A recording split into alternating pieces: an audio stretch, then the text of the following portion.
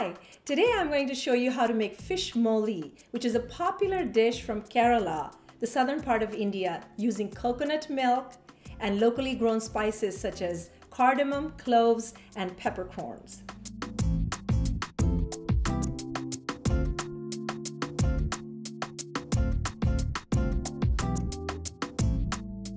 So I have some catfish fillets here, sliced onions, tomato, coconut milk, oil, lemon juice, some salt, chopped coriander for garnish. I have made a paste of ginger and garlic using my immersion blender, and the spices, curry leaves, clove, cardamom, turmeric, cayenne, and peppercorns, and some sliced jalapeno peppers, which is an option.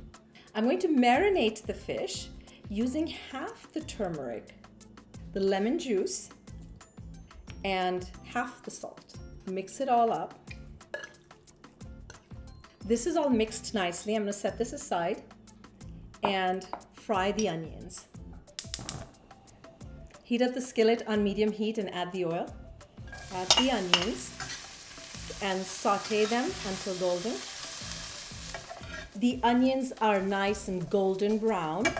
You can also buy fried onions at the Indian market and skip this step. And I'm going to add the ginger garlic paste. So now I'm browning the ginger garlic paste for about 30 seconds and add the rest of the spices. Stir that a little bit, add the remaining salt. And while that is cooking, I'm going to grind the tomato with the immersion blender. So I'm adding the tomato puree, stir it up a bit. Cook it for about 30 seconds and then add the coconut milk. I'm going to let this come to a boil and simmer for about 10 minutes. In the meantime, we're going to prepare the fish. I have cut each fillet into quarters and I'm going to roll each piece of fish. The reason I'm rolling it is because the fillet is thin and it falls apart during cooking. It's hard to find in the sauce. And then arranging it in an oven-proof dish.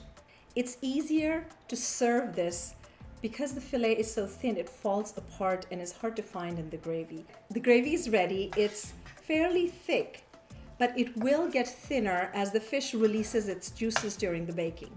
Pour it over the fish. Make sure it gets everywhere. And I'm going to put it in a 400-degree oven, uncovered, for about 20 to 25 minutes. So the fish has been in the oven for 30 minutes and it is perfectly cooked and the gravy is the right consistency. And you can see that the fish has stayed curled, so it hasn't fallen apart. I'm going to serve it with some basmati rice. I'm going to garnish it with some cilantro. Taste the coconut, delicious. And smell the cardamom and the cloves. This is a great fish stew, easily made in your oven. Try it next time. For this and other recipes, please go to my blog.